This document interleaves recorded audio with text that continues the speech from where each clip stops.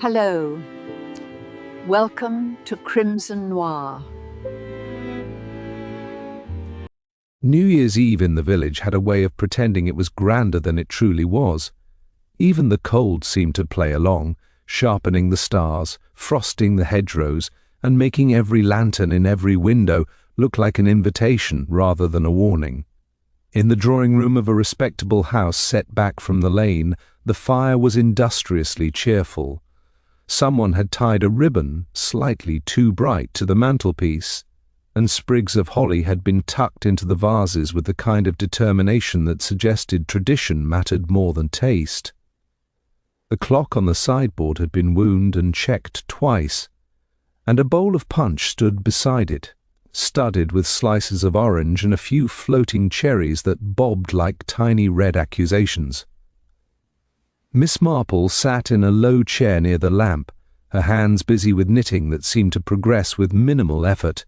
She wore her best black, softened by a small lace collar, and looked exactly what she wished to look, harmless, content, and rather pleased by the warmth. Her needles clicked with a gentle persistence, the sound so domestic that it made even more serious voices drop into civility.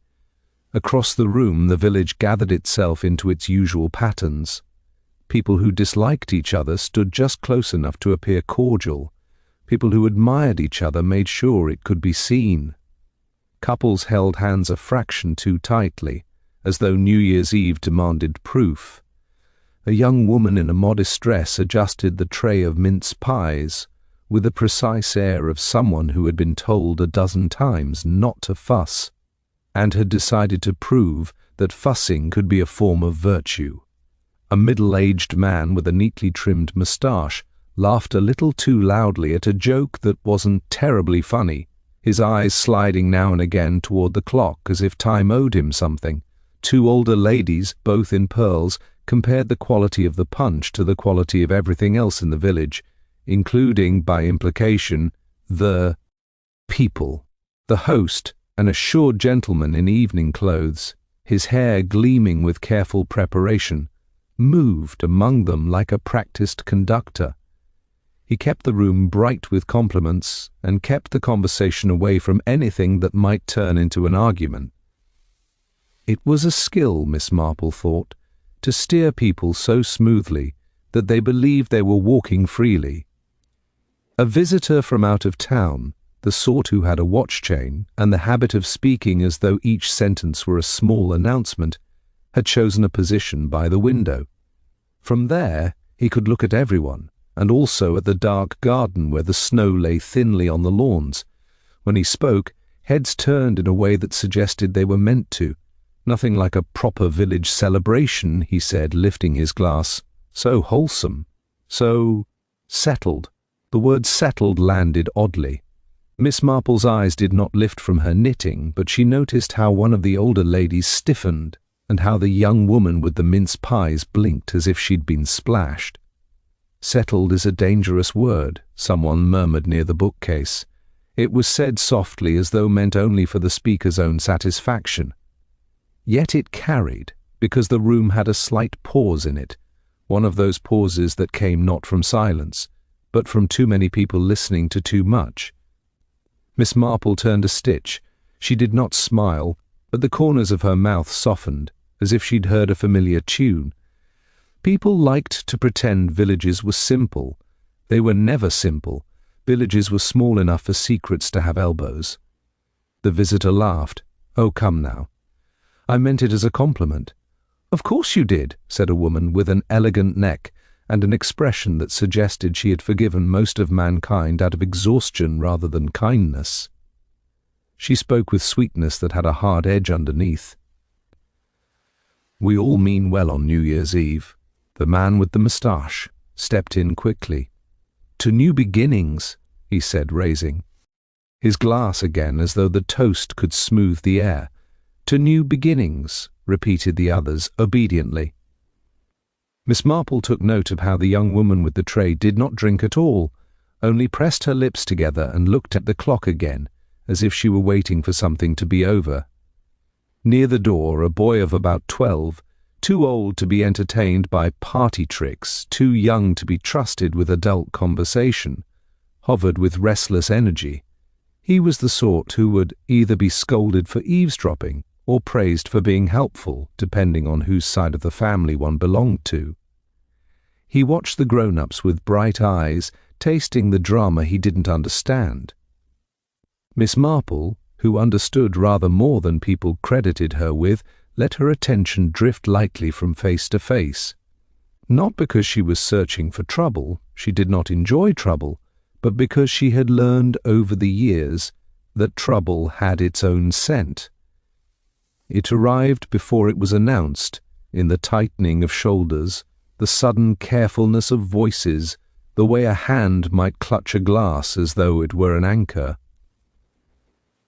At a little after 11, the host suggested games. There was a brief flurry of movement, chairs scraped, laughter rose, someone fetched a pack of cards. People were grateful for a task, for something to do with their hands besides reveal what they felt. Miss Marple declined, as she always did. "I'm ever so slow," she said pleasantly, and was allowed to remain where she was, knitting like a tame cat in the firelight. During the game, the visitor by the window excused himself, remarking that he would take in the air. The host offered a coat, but he waved it away with theatrical confidence. "It's not so cold," he said. Besides, a man should greet the new year properly. A small thing, that decision. It would have been forgotten instantly had it not been for the way the elegant woman tracked him with her eyes, and the way the moustached man's laughter faltered for a fraction of a second. The visitor stepped out into the hall, and then the back door clicked. The room continued, as rooms do, when they believed themselves safe. Cards slapped onto the table, someone teased, someone protested. The fire popped. The clock ticked with steady indifference. Miss Marple's needles clicked. 10 minutes later, the boy by the door slipped away. He was gone only a moment. When he returned, his face had changed. Children's faces change quickly, Miss Marple thought. They don't have the practiced masks adults wear. One moment they are bored, the next they are frightened, and everyone can see it. "What is it?" asked one of the older ladies sharply, as though fear were rude. The boy's mouth opened, then shut again, as if the words refused to come out in an orderly line. He's in the garden," the boy said finally in a thin voice. "The man, the one with the chain, he's—" The room stood up without deciding to. Chairs scraped back, glasses were set down too hard. The host's face drained of colour in a way he could not control. "Nonsense," said the moustached man at once. "Don't be dramatic, boy." But already the elegant woman had moved, quicker than her composure suggested she could. The young woman with the mince pies followed, the tray forgotten on the sideboard. The older ladies clutched their pearls and came too, because horror, like gossip, is irresistible. Miss Marple rose last, not because she was slow, but because she knew, instinctively, that rushing never improved what one found at the end of a path. She set her knitting down neatly, as though tidiness could hold back chaos, and followed the others into the night. The back door opened and the cold rushed in, sharp as a slapped cheek. The garden lay under starlight, pale and quiet, the bushes like dark shapes crouched in the snow. The lantern hanging by the steps cast a small circle of gold that seemed too feeble for what it was asked to witness. They saw him at once. He lay near the clipped hedge, half on the frosted grass, half on a stone edging. His coat was open, as though he'd been in the middle of speaking when something interrupted him. One arm was flung out in a loose, careless gesture, but the rest of him was still in a way that made the air feel suddenly, horribly loud. For a moment nobody moved, nobody breathed properly. The village, which had spent the evening pretending to cheer, stared at the truth as it lay in the snow. Then the young woman, who had not drunk at all, made a small sound, not a scream, but a broken exhale, as though something inside her had snapped. The moustached man swore under his breath. The host took a step forward and stopped, as if the ground itself had become uncertain. Miss Marple stood at the edge of the lantern's light. She did not go closer. She did not touch. She simply looked, the way she had looked at human nature for decades, patiently, quietly, without flinching. The clock inside began to chime, muffled by walls and distance. The first notes of midnight floated out into the frozen garden, sweet and absurd, as though time were congratulating itself. Miss Marple's gaze rested on the man's face, then on the snow near his collar, then, almost without seeming to, on the hedge behind him, where something small caught the lantern's light and shone briefly before the shadows swallowed it again. In the house, someone began to count the strokes of midnight in a trembling voice, as if counting could make it ordinary. Outside, Miss Marple listened to the chimes and thought, very gently, that New Year's Eve was an excellent night for secrets, and a terrible night for anyone who believed they could keep them buried. The first thing that happened was that everyone began to speak at once, as though noise might push the sight away. Someone said, "Is he?" and could not finish. Someone else said, "Don't touch him," with sudden authority they had never shown before. The elegant woman went very pale but did not cry. She simply stared, her chin lifted, like a person refusing to be observed while she observed. The host found his voice in fragments. "Fetch the doctor and the police, quickly." His words came out too brisk, too managerial, as if he were arranging chairs rather than facing a dead man in his garden. "It could be a feint," the moustached man insisted, stepping forward as though denial were a duty. He bent, then recoiled, his bravado deflating. "No," he said, and the single syllable was more honest than anything he'd said all evening. An older lady covered her mouth. "On New Year's Eve," she whispered, as if the calendar made the deed more monstrous. Miss Marple moved a little closer, not to the body, but to the hedge line. She kept herself in the manner of a helpless spectator, her hands clasped, her face gentle, yet her eyes took in the placement, the angle of the fallen man's boots, the faint scuff in the frost where someone had shifted weight, the way the snow on the low stone edging was disturbed in one narrow strip, as though a foot had slid and corrected itself. The host's voice rose. "Please go inside, all of you. It's not fit." The elegant woman answered him quietly. "He's dead." A silence fell, brittle as ice. Somewhere in the village a distant cheer went up, muffled by wind, ignorant of the garden's new reality. The young woman who had been serving the mince pies turned abruptly and walked back to the door without being told. It was not a dramatic exit, it was purposeful, like someone following a route she already knew. The older ladies followed, whispering with a speed that made their mouths look busy and their eyes look hungry. The moustached man stayed a moment longer, staring at the body as though trying to remember the last time he had seen the man alive, and whether that memory would be used against him. Miss Marple stepped up onto the path, the lantern light thinning. Near the hedge, something glinted briefly, then disappeared as her shadow passed. She did not stoop, did not point. She only noted it, the way one notes a dropped button in church. Inside, the drawing room had transformed without instruction from a place of celebration into a place of consequence. The cards had been abandoned. The punch bowl looked vulgar now. Someone had set the mince pies back in neat order, as if tidiness were a shield. The host stood near the hearth, his hands opening and closing. "Everyone must stay," he said, "until the police arrive, please. We can't have misunderstandings." "Misunderstandings," repeated one of the older ladies, and her eyes darted toward the young woman who was standing by the sideboard as though she had been placed there. "Well, I should think there will be plenty." The elegant woman took a seat without removing her gloves. "He came here with a purpose," she said. He didn't come for village cheer.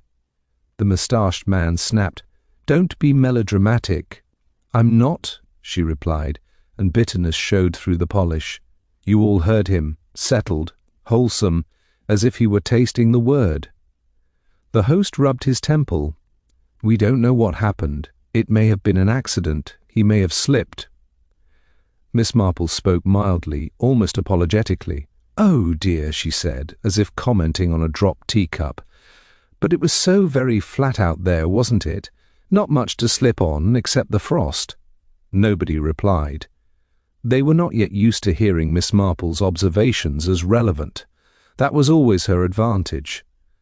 The boy who had raised the alarm hovered near a chair, too old for comfort, too young for authority.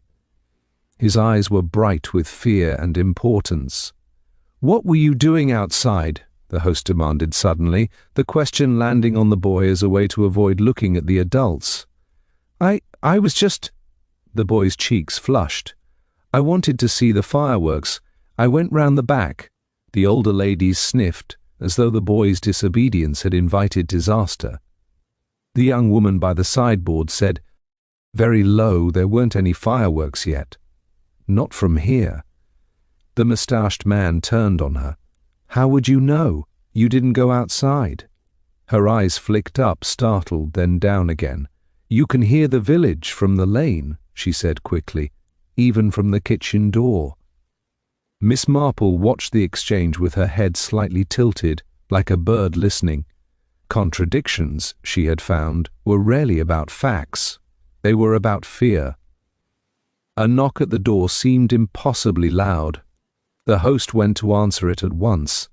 A young constable entered with a sturdier man beside him, his manner calm in the way of people who have learned that panic is contagious. "I'm sorry," the sturdier man said, removing his cap. "I'm told there's been a death." The elegant woman stood. "He's in the garden," she said. "Dead? No one has left?" he asked. "No," the host said. "We stayed." "Good," said the man. "Now I'll need to know who saw him last inside and who went outside after him." He looked from face to face as if weighing them, and the villagers, each in their own fashion, began to offer up the first pieces of story they wished to be believed. Miss Marple sat very quietly, her hands folded in her lap, and listened to the lies forming as neatly as lace. The sturdier man introduced himself with a practiced calm that seemed designed to slow everyone else down. He asked for names, then waved the matter away as though labels could wait. What mattered, he said, was order. People nodded eagerly, relieved to be told what mattered. One by one they were asked to recount the evening. The host spoke first, his account smooth and polished, like a speech he might have rehearsed for some future occasion. He described the arrival of guests, the punch, the cards, the visitors' genial remarks. He omitted the sharpness beneath the laughter, though it lingered in the room like smoke. The elegant woman followed. Her voice was steady, her memory precise. She remembered exactly where everyone had been, sitting, who had spoken, who had laughed. Yet she remembered nothing at all about how she had felt, and Miss Marple noticed how carefully emotion had been removed, as if it were incriminating. The moustached man was next, louder than necessary. He spoke of jokes, of harmless remarks, of a man who had clearly had too much to drink. "He went outside for air," he said, shrugging. "Foolish thing to do on a night like that."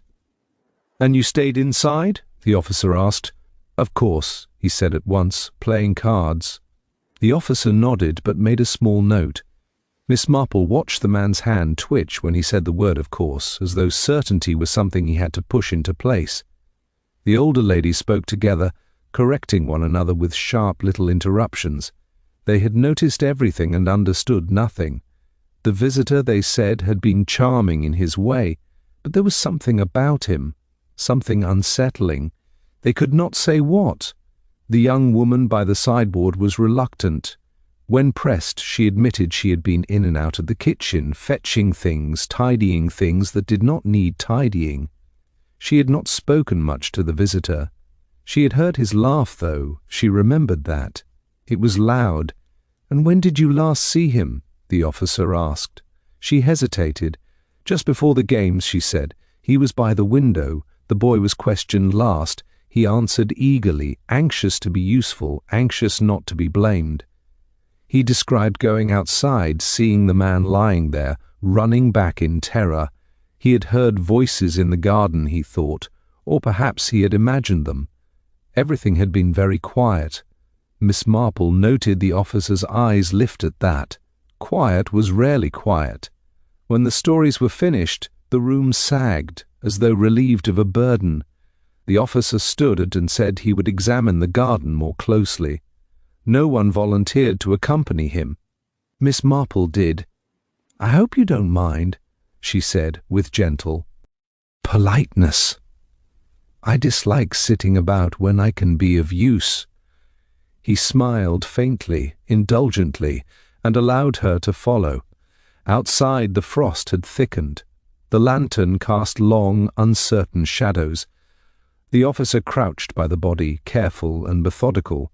Miss Marple remained a little distance away, her gaze moving not to the man himself but to the ground around him. "He didn't fall," the officer said quietly, more to himself than to her. "There's a mark on the back of his head." Miss Marple nodded. "People do so often assume accidents," she said. "It's comforting." He glanced at her. "You noticed?" "Oh, I notice many little things," she replied. "One has time when one is considered harmless." Near the hedge, half hidden by frost-bitten leaves, lay a small object. Miss Marple had already seen it once. Now, with the officer's back turned, she bent slowly and picked it up between gloved fingers. It was a button, dark and heavy, its threads snapped clean. She turned it over, thoughtful, then slipped it into her pocket without comment. The officer, busy with his examination, did not see. Inside again, the waiting was harder than the telling. People sat where they had been placed, afraid to move in case movements were interpreted. Conversations began and died. Someone poured tea with shaking hands.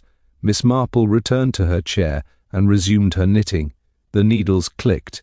The sound seemed to irritate the moustached man.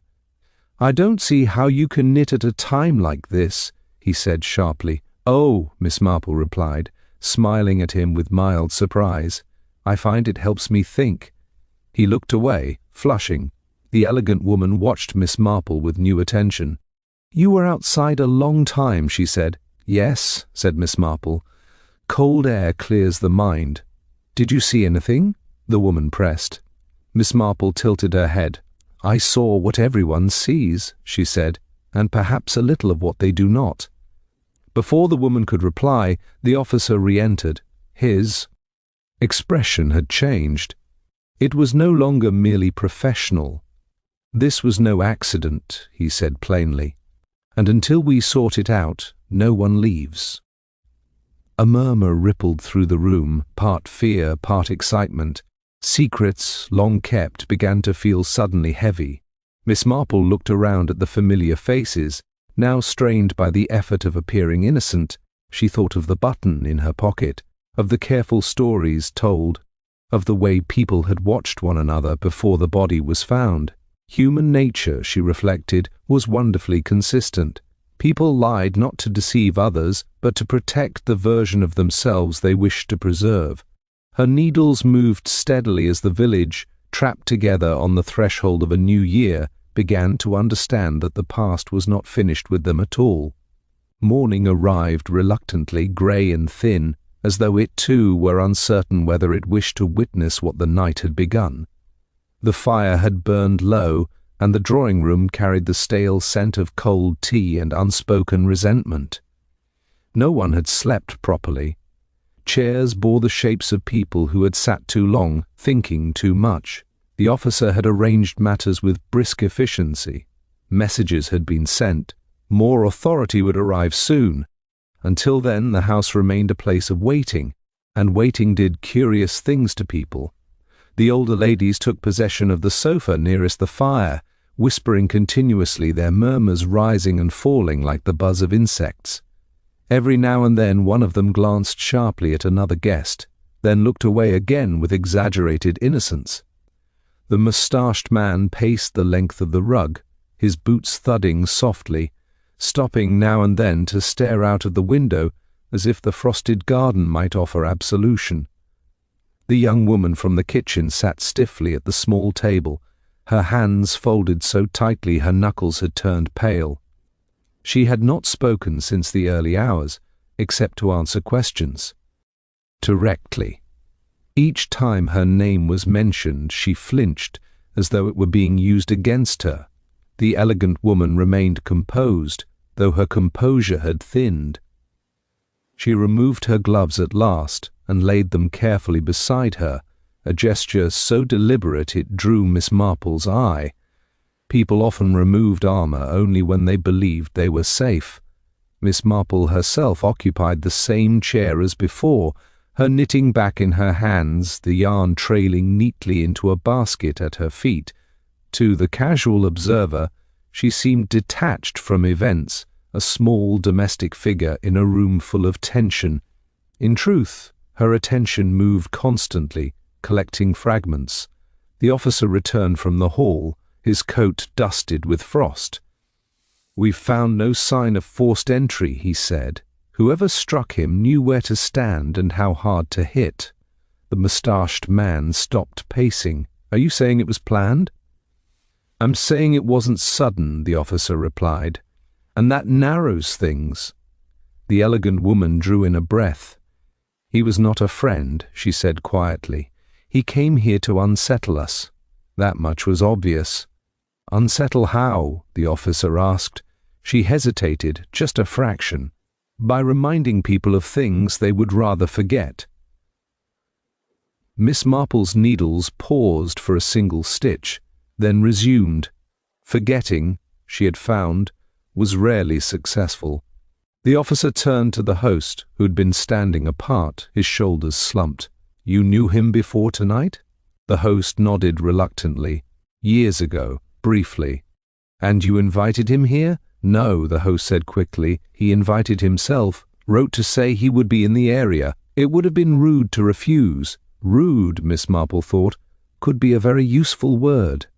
The officer made another note. "Did he say why he wanted to come?" The host swallowed. "He said he wished to see old acquaintances, to clear the air." The older ladies tutted softly. Clearing the air sounded suspiciously like stirring it. The boy hovered again, drawn by the gravity of grown-up conversation. "He was angry," he blurted suddenly. The officer turned. "Angry when?" "Before," the boy said, "when he was by the window." He was smiling, but his eyes weren't. The moustached man snapped. "You're imagining things." The boy shrank back, stung. Miss Marple spoke gently. "Children notice more than we think," she said. "They've not yet learned what they're meant to ignore." The officer considered this, then nodded. "Did you hear him say anything, lad?" The boy frowned, searching his memory. He said time was up, or something like that." A silence followed, heavy with implication. The elegant woman closed her eyes briefly, then opened them again. "That's nonsense," the moustached man said too loudly. "Anyone can say things like that on New Year's Eve." "Anyone can," Miss Marple agreed pleasantly. "But not everyone means the same thing to them." The young woman at the table lifted her head. "He spoke to me," she said suddenly, surprising herself as much as anyone else. "In the kitchen doorway. He said I looked tired. He said secrets have a way of exhausting people." Her voice trembled, but she continued. "I didn't know what he meant." The officer's gaze sharpened. "Did you answer him?" She shook her head. "I walked away." The elegant woman's eyes fixed on her. "Did you?" she asked softly. The young woman met her gaze for the first time. Yes, something passed between them then, swift and unreadable. Miss Marple noted it carefully. The officer cleared his throat. "I'll need to know who was unaccounted for when he went outside." The moustached man bristled. "We were all here. Were you?" the officer asked. He opened his mouth, then closed it again. "I went to the hall," he said grudgingly, "for a moment. Why? To fetch a cigar. And did you smoke it?" "No," he snapped. "I decided against it." Miss Marple smiled faintly. Decisions against habit were often telling. The elegant woman spoke again. "I stepped out too," she said calmly. "Briefly. To take air." The host looked at her sharply. "You didn't say that before." She shrugged. "You didn't ask." The room seemed to contract, walls inching closer as alibis thinned. Miss Marple reached into her basket and adjusted the yarn, her fingers brushing against the pocket where the button rested. She thought of coats and collars, of snapped thread and hurried movements. She thought of how often people dressed carefully, believing clothes could hide intentions. The officer straightened. "It appears," he said, "that more than one person had the opportunity. No one contradicted him. Faces had taken on new expressions: calculation, fear, resentment. The village had begun to turn inward, measuring itself." Miss Marple looked around the room, her eyes kind, almost sympathetic. She did not yet know who had struck the blow. But she knew with quiet certainty that the key lay not in the garden, nor in the frost, but in the histories sitting so rigidly before her. And histories, she reflected, always repeated themselves when given the chance. The arrival of additional officers changed the atmosphere without improving it. Authority multiplied, but certainty did not. The house filled with subdued movement, doors opening and closing, murmured consultations, the soft scrape of chairs being repositioned. Everyone became acutely aware of where they were standing and why. One of the new arrivals, a woman with a brisk manner and observant eyes, began separating people gently, asking the same questions again in slightly altered forms. It was remarkable how stories shifted under pressure, small details rearranging themselves like furniture moved in the dark. Miss Marple watched with mild interest as the moustached man grew increasingly irritated by repetition. Each time he was asked to recount his movements, his answers became more emphatic and less precise, as though force might replace memory. "I've told you," he said sharply, "I was inside, then in the hall, then back again." "And the garden?" the woman officer asked. He stared at her. "Why would I go into the garden?" "Because others did," she replied calmly. "And because the door was unlocked." He flushed. "I had no reason." Miss Marple thought how often people mistook reason for motive, and motive for permission. The elegant woman, by contrast, answered each question with careful restraint.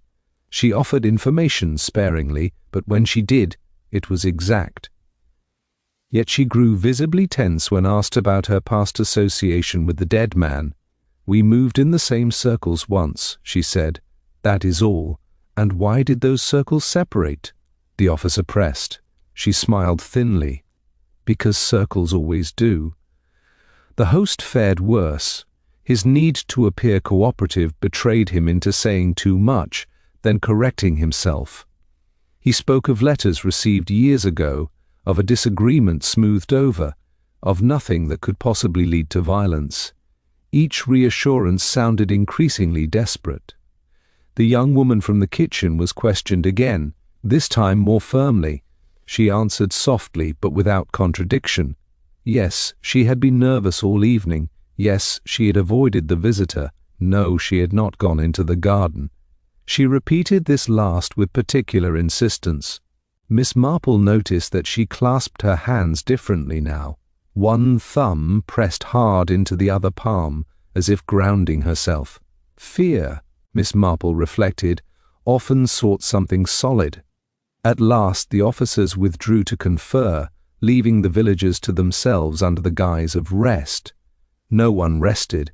Instead, the room is divided along invisible lines.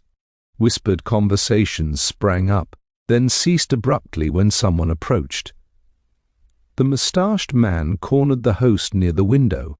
"You should never have let him in," he hissed. The host's face tightened. "You didn't object at the time." I didn't know he would start insinuating. The elegant woman watched them from her chair, her gaze sharp. He only said aloud what some of you feared, she remarked. They both turned on her. Miss Marple rose quietly and moved toward the sideboard, ostensibly to pour tea. As she did so, she caught the young woman's eye and smiled at her kindly. The girl hesitated, then stood and joined her. "I expect you're exhausted," Miss Marple said gently, handing her a cup. The young woman nodded, her eyes bright with unshed tears. "I didn't do anything," she said suddenly, as though the words had been waiting. "I know," Miss Marple replied, as though they were discussing the weather. "But knowing and being believed are not always the same thing." The girl's breath caught. "He frightened me," she admitted, "not because of what he said, because of what he knew." Miss Marple's gaze remained mild. People who collect knowledge often forget how heavy it can become.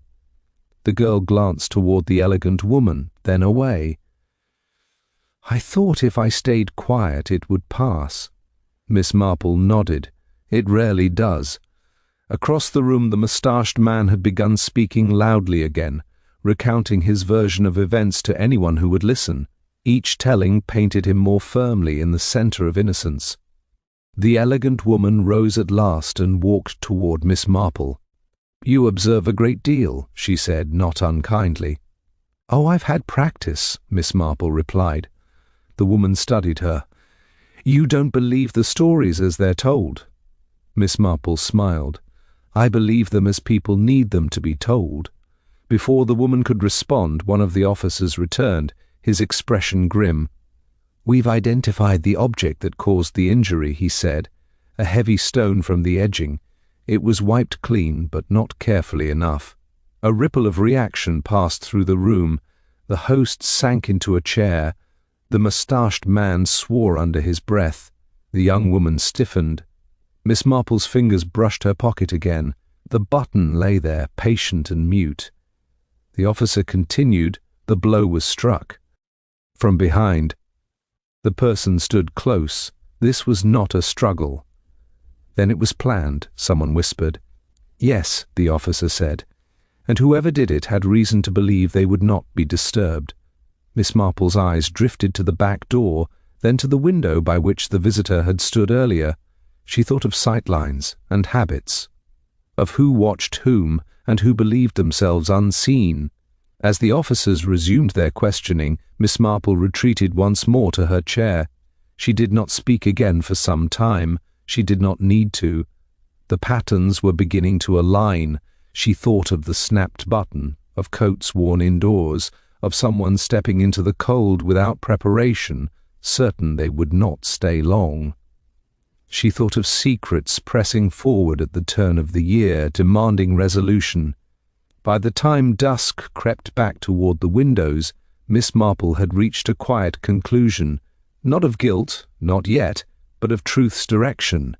It pointed, as it so often did, not toward the loudest voice or the most obvious fear, but toward the person who believed their past could be silenced by one decisive act. And she knew, with gentle certainty, that the village would not like what came next. By evening the house felt smaller, as though walls had absorbed too much breath and were reluctant to release it.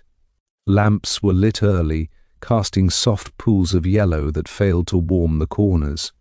Outside, the frost returned, sharper now, as if the night intended to reclaim what it had started. The officers continued their careful circling, asking again about coats, about movements, about habits. One of them requested that outerwear be laid out in the hall. There was a brief resistance, mild protests about chill and inconvenience, but it dissolved quickly under firm insistence. Coats were fetched and placed over chairs. Dark wool, careful tailoring, small variations that spoke volumes about the people who wore them. Miss Marple examined them as she passed apparently, admiring craftsmanship, her fingers grazing cuffs and collars, with absent-minded appreciation. The moustached man's coat was heavy, well made, with large buttons sewn securely. The host's was immaculate, scarcely worn, as though preserved for appearances.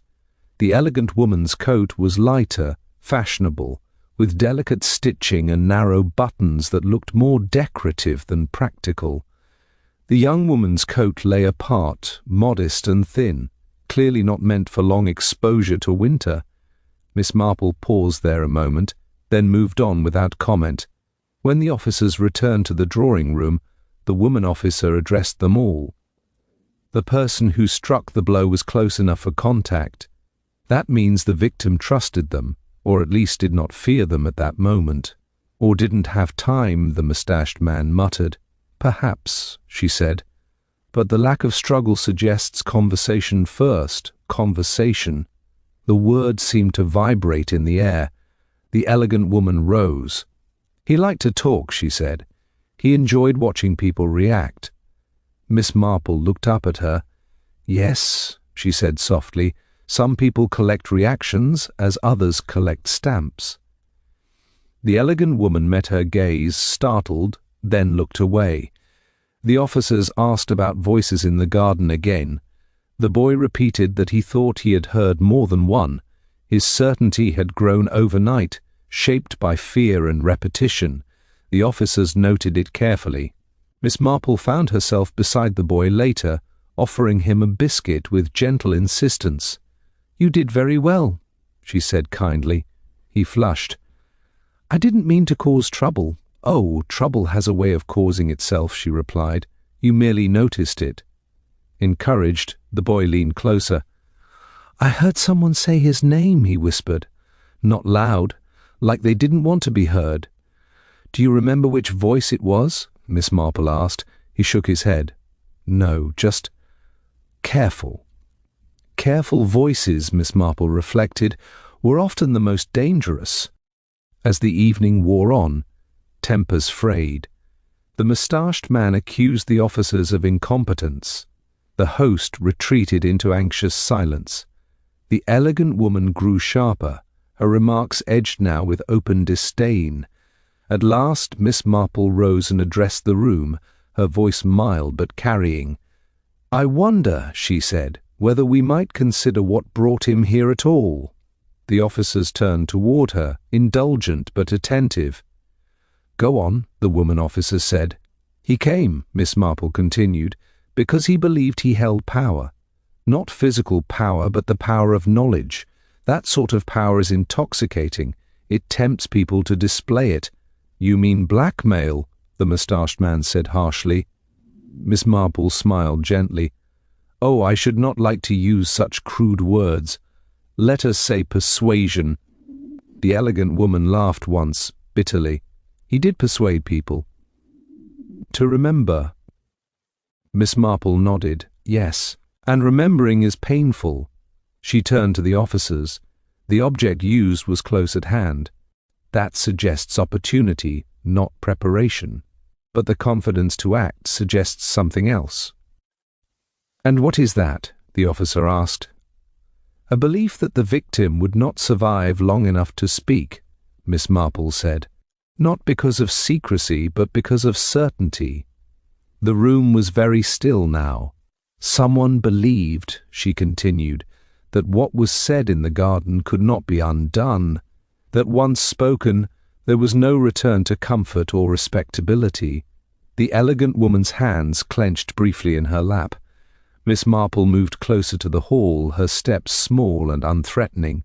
"May I?" she asked, gesturing toward the coats. The officers allowed it. She lifted the elegant woman's coat carefully and held it to the light. One button was missing. "Ah," Miss Marple said, as though mildly inconvenienced. "How unfortunate. Buttons are such a nuisance when they go missing." The elegant woman stiffened. "It must have come loose at some other time." "Of course," Miss Marple agreed. Pleasantly. "They do that, especially when one is in a hurry." The moustached man scoffed. "This is absurd." Miss Marple turned to him. "Is it? You see, I found a button by the hedge last night. Dark, small, decorative, not at all like yours." A murmur rippled through the room. The elegant woman rose slowly.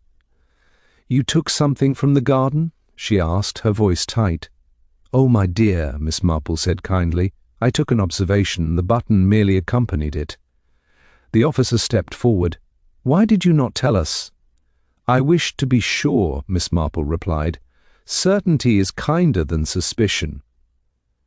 The elegant woman laughed again, but there was no humor in it. "You think a missing button proves murder?" "No," Miss Marple said. "I think it proves presence." The room seemed to lean inward. "You went outside," Miss Marple continued gently. "You said so yourself. You wore a light coat. You expected a short conversation. You did not button it fully. He said something to you, something about time being up." The elegant woman's composure cracked. "He threatened me," she said sharply. "He intended to ruin me." Miss Marple nodded. "And you believed you had no choice?" Silence followed, heavy and inevitable. The elegant woman's shoulders sagged. "He laughed," she whispered. "He laughed while telling me what he would do." The officers moved closer, but Miss Marple lifted a hand slightly. "It was not rage," she said softly. "It was fear. Fear dressed as dignity." Tears slid down the elegant woman's face unnoticed. "I didn't mean to kill him," she said. "I only meant to make him stop." Miss Marple's voice was gentle, almost sorrowful. "That is so often how it begins." The officers took over then, their voices firm, procedural. The elegant woman did not resist. As she was led away, Miss Marple sat back down, her knitting returning to her hands. The needles clicked again, steady and domestic. Around her, the village exhaled in fractured relief. Outside, the frost gleamed. Under the lamps, Miss Marple looked down at her work and thought, not for the first time, how fragile civility was, and how easily fear could unravel it. One quiet stitch at a time, the removal of the elegant woman altered the house in a way that surprised everyone. It was not relief exactly, though there was some of that, but a thinning, as if a tight thread had been pulled free and left the fabric looser, less controlled. Voices softened, movements became tentative again. The certainty of accusation gave way to the discomfort of reality. The officers remained, finishing what they called procedures. Statements were taken once more, shorter now, stripped of ornament.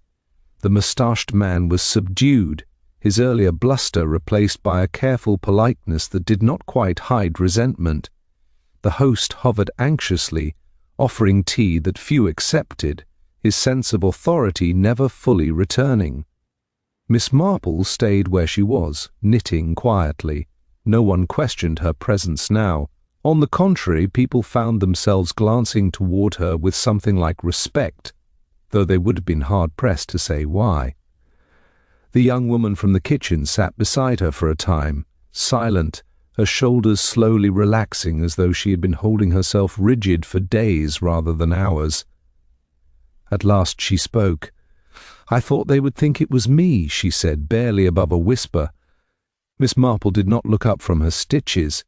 "Yes," she said, "they nearly did." The girl swallowed. "Because I don't belong here. Not really." Miss Marple smiled faintly. Belonging is often decided by convenience, not truth. The girl looked at her, startled, then nodded. She stood and returned to her place with a little more steadiness in her step. The boy was sent home at last, escorted by one of the officers. He looked back once, his face solemn, as though he had glimpsed something grown-up that could not be unseen. Miss Marple watched him go, and hoped, quite sincerely, that time would dull the memory. As night settled again, quieter now, the officers prepared to leave as well. The case, they said, was clear enough. The rest would be handled elsewhere. The house would be released from its strange captivity by morning. When they were gone, the remaining villagers found themselves alone together, stripped of urgency. They did not know what to say. The older ladies whispered briefly, then fell silent, their appetite for gossip sated by the enormity of what had occurred. The moustached man departed early, citing exhaustion, though his eyes darted constantly, as if the walls might remember him. The host stood by the door, wringing his hands. "I never imagined," he said to no one in particular, "never." Miss Marple rose, folding her knitting with care. "Imagination," she said gently, "is rarely the problem. It is memory that causes trouble." He looked at her, puzzled, but she did not explain. By the time Miss Marple stepped out into the cold night, the garden had been restored to order. The body was gone. The disturbed frost had been trampled smooth. Only the hedge remained unchanged, indifferent witness to human drama. She paused there a moment, looking up at the stars, sharp and remote. New Year's Eve had passed. The year had turned without ceremony. The next morning the village woke to the familiar rhythm of routine. Doors opened, milk bottles clinked. People nodded to one another with exaggerated normality. News travelled quickly, though it changed shape as it went, smoothing over discomfort, sharpening moral edges. Miss Marple attended to her errands as usual. In the shop, conversations faltered when she entered, then resumed with cautious warmth. She was greeted with smiles that held gratitude and unease in equal measure. "Such a dreadful business," someone said. "Yes," Miss Marple replied. "Very sad." No one pressed her for details. They did not quite dare. Later she encountered the host in the lane. He looked thinner, older. "I wanted to thank—" "You," he said awkwardly. "Oh?" Miss Marple said. "For helping," he finished lamely. She smiled kindly. "We all help in our own way." He hesitated. Do you think she meant to—" Miss Marple considered him. "Intentions," she said, "are often clearer to others than to ourselves." He nodded, unsatisfied but unwilling to hear more. As the days passed, the village absorbed the event as villages always did. It became a story, then a lesson, then a reference point. People spoke of it in lowered voices, adding details they wished had been true. Respectability reasserted itself with determination. Miss Marple returned to her routines entirely. Knitting circles resumed, tea was poured, observations were made about weather and health and human nature, the last often disguised as the first two. One afternoon the young woman from the kitchen came to see her. She stood awkwardly by the door, then burst into tears without warning. "I'm leaving," she said. "I've found a position elsewhere." Miss Marple handed her a handkerchief. "That may be wise," she said gently. "I keep thinking," the girl continued, "if I'd spoken sooner, if I'd told someone—" Miss Marple shook her head. "You were not responsible for another person's choices." The girl nodded, though it was clear she would carry the weight regardless. After she left, Miss Marple sat by the window, watching the lane empty again. She thought of the elegant woman, now somewhere far from lace gloves and polite smiles. She thought of the dead man, who had believed knowledge made him untouchable. She thought of how fear and pride so often walked hand in hand. Villages, she reflected, were mirrors. They showed people to themselves, whether they wished for it or not. New Year's Eve had merely polished the glass. Miss Marple picked up her knitting once more. The pattern was simple, forgiving of small mistakes. She found that comforting. Outside, life continued, quieter for what it had learned, though the lesson would fade, as lessons do. Miss Marple, ever composed, accepted this without disappointment. Human nature did not change, it only revealed itself again and again, in moments of pressure, and that, she thought, was quite enough to keep one occupied. Time moved on with deliberate insistence, as it always did, and the village adjusted its pace to match.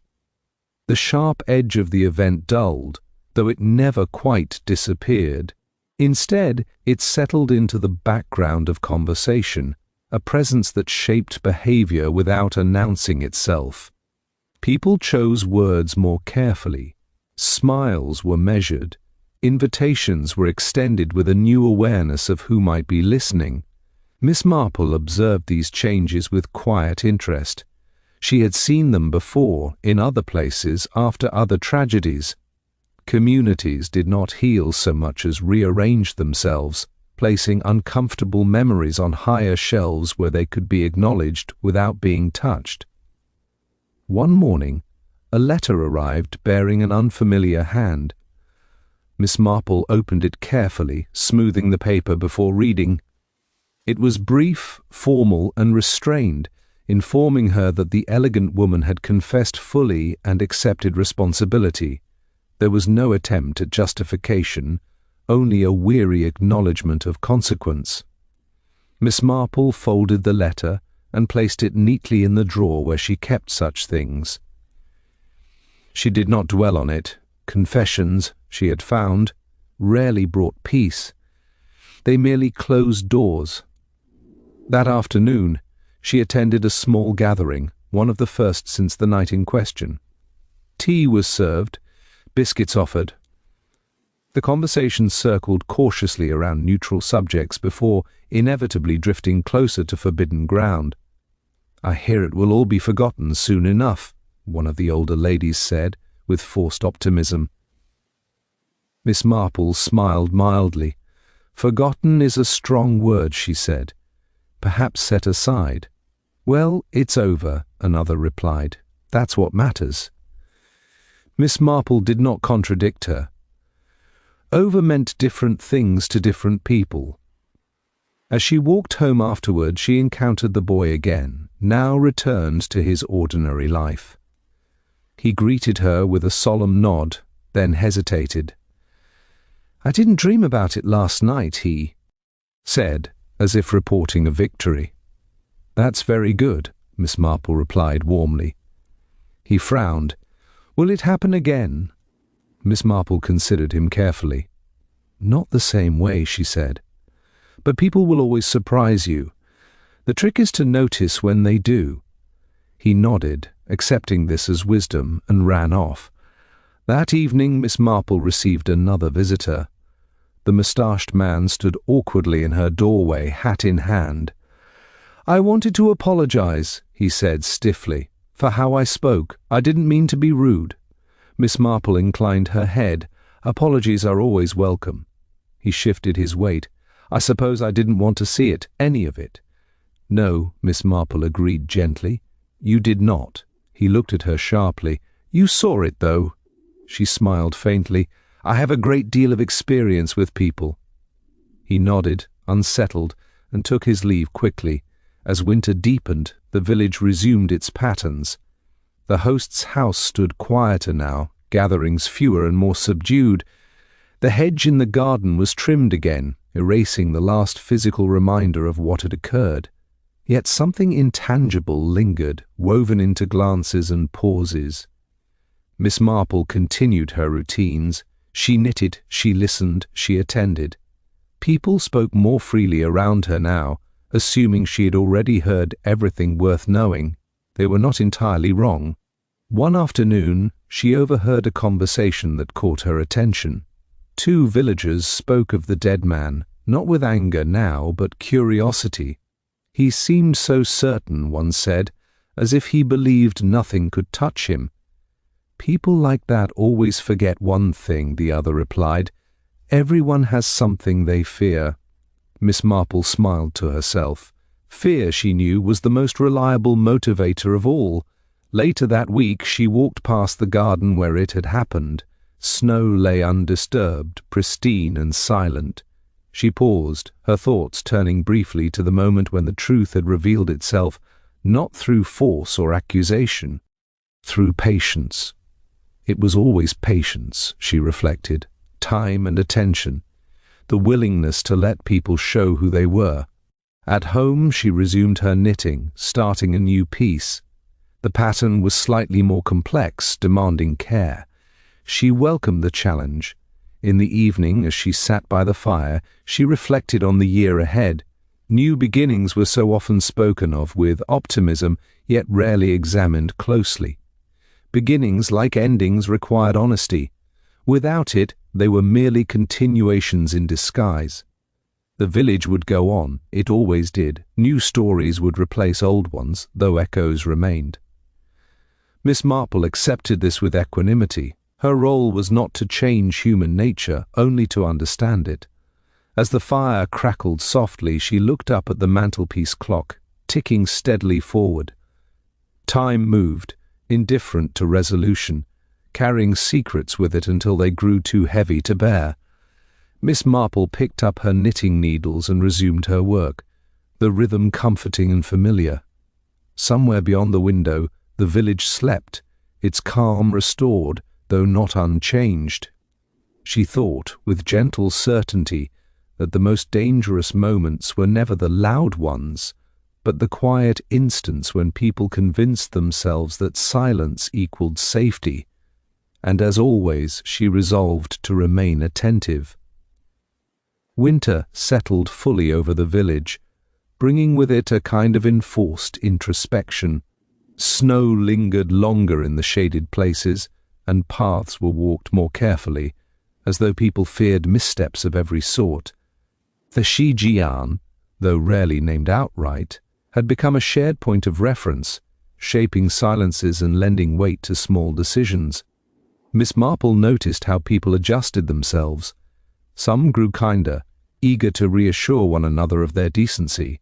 Others became guarded, as though kindness itself might invite scrutiny. It was, she reflected, a familiar pattern. Guilt did not belong only to the guilty, it brushed against everyone who had looked away at the wrong moment. One afternoon, she was invited to tea by one of the older ladies, an invitation extended with an air of cautious goodwill.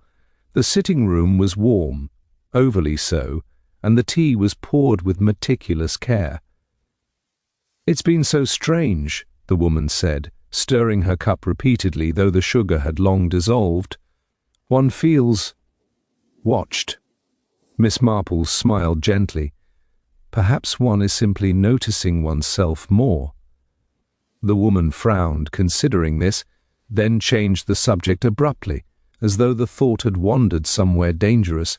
Later that day, Miss Marple encountered the host again, this time in the churchyard, where he stood staring at nothing in particular. He greeted her politely, then hesitated. "I keep thinking," he said at last, "about all the signs, the things we ignored." "Yes," Miss Marple replied, "there are always signs. We tend to recognize them only in retrospect." He nodded. "Do you ever wish you'd spoken sooner?" Miss Marple considered. "Speaking sooner is only helpful when someone is ready to listen." He accepted this with a sigh, as though it confirmed something he already suspected. As days passed, small revelations continued to surface, not of the crime itself, but of the relationships that had surrounded it. Someone admitted to having received an unpleasant letter years ago. Someone else recalled a conversation that now seemed pointed. These disclosures were shared tentatively, as though each person were testing how much truth the village could tolerate. Miss Marple listened to these accounts with polite attention. She did not comment. The time for conclusions had passed. This was the time for digestion. One evening she received another letter, this one from the young woman who had left the village. It was written with relief and lingering sadness in equal measure. She spoke of her new position, of quieter days, of hope tempered by caution. She thanked Miss Marple simply, without elaboration. Miss Marple placed the letter with the others. She was glad the girl had gone. Some places carried memories too heavily to allow new growth. In the weeks that followed, the villagers began to speak more openly about the elegant woman, now safely distant. Opinions diverged sharply. Some expressed sympathy, emphasizing provocation and despair. Others hardened their judgment, insisting that choices remain choices, no matter the circumstances. Miss Marple heard both sides and understood them equally. People needed their narratives. They needed to place blame at a distance or soften it until it felt less threatening. One Sunday afternoon, as Miss Marple walked home from service, she paused by the garden once more. The hedge stood immaculate, trimmed with renewed precision, as though order itself were being asserted. She stood there quietly, remembering the subtle details that had guided her understanding, the missing button, the careful voice, the confidence born of fear. It was never the act itself that intrigued her most, but the moment before it, the instant when restraint gave way to certainty. That moment, she had learned, was where truth lived. As she turned away, she noticed the moustached man approaching, his manner subdued. He walked beside her for a short distance in silence. "I suppose we all played our part," he said at last. "Yes," Miss Marple replied, "in different ways." He glanced at her. "Do you think we'll ever stop pretending?" She smiled kindly. "Pretending serves many purposes. It is honesty that requires courage." He nodded, thoughtful, then took another path. At home, Miss Marple resumed her familiar seat by the window. The light faded early now, drawing shadows across the room. She reflected on how easily the village had slipped back into routine, and how deceptive such ease could be. Normality was often a costume donned for comfort. She did not judge this harshly. Life, she knew, demanded continuance, yet she also knew that the true resolution of such events lay not in confessions or arrests, but in the quiet reckonings that followed. Each person carried away a fragment of responsibility, whether they acknowledged it or not. Miss Marple set aside her knitting and gazed into the fire. The flames shifted constantly, consuming and renewing themselves. It was an apt metaphor, she thought, for human affairs. The year moved on, and with it the village, outwardly unchanged, but beneath the surface small adjustments had been made, lessons half learned, warnings half forgotten. Miss Marple accepted this with calm understanding. She had never expected perfection, only awareness. As the clock chimed the hour, she reflected that secrets, once exposed, rarely vanished completely. They lingered, reshaping lives in subtle ways, reminding people, if only occasionally, that silence was never as safe as it appeared.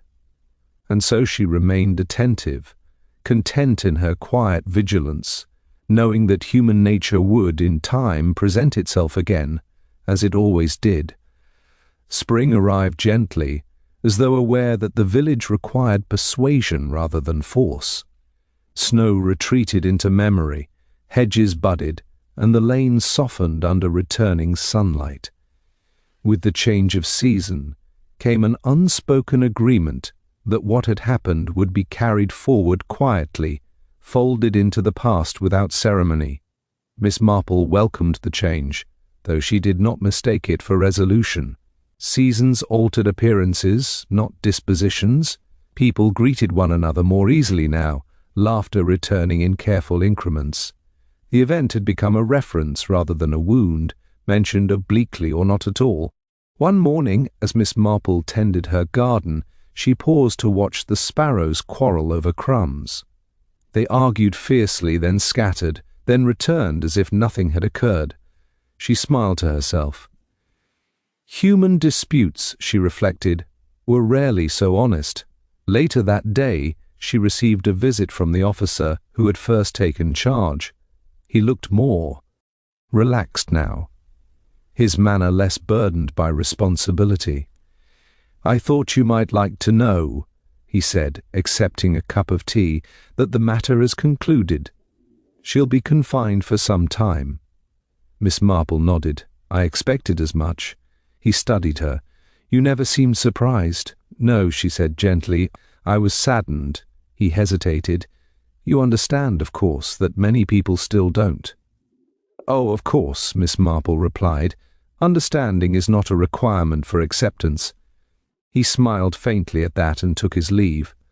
As the weeks passed, life resumed its familiar cadence. The host sold his house, unable to bear the memories it contained. New occupants arrived, cheerful and unaware, and the house itself seemed grateful to be repurposed.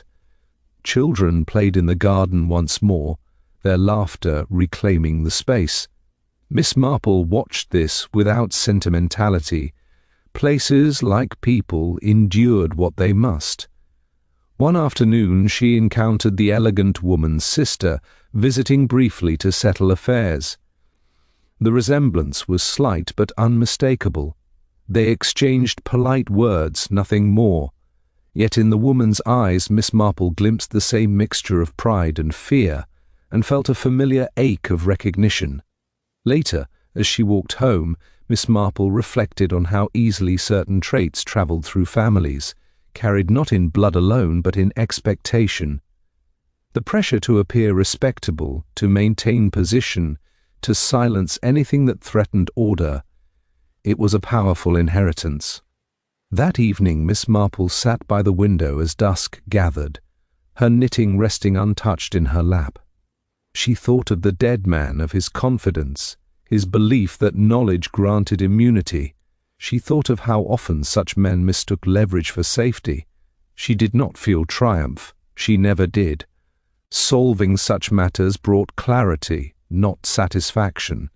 Each resolution merely illuminated another corner of human nature, unchanged and endlessly repeating.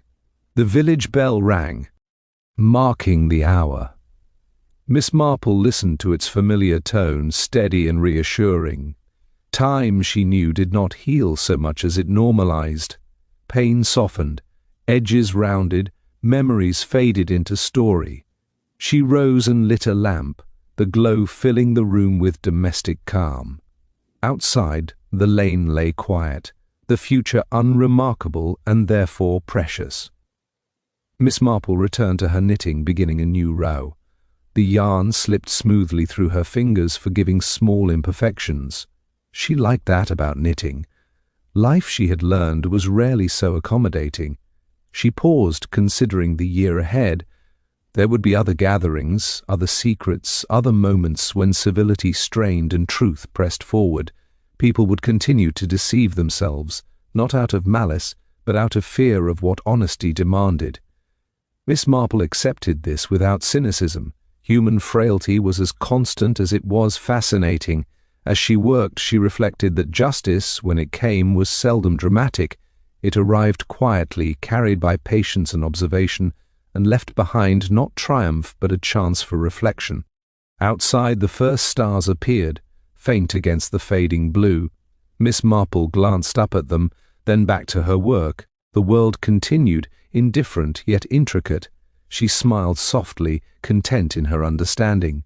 The village would move on, convinced of its own normality, and she would remain, watching, listening, knitting her small domestic patterns while the larger ones unfolded around her. For as long as people gathered, she knew there would be secrets, and as long as there were secrets, there would be moments when the truth, gently but firmly, demanded to be seen. Miss Marple set down her needles at last, satisfied with the evening's progress.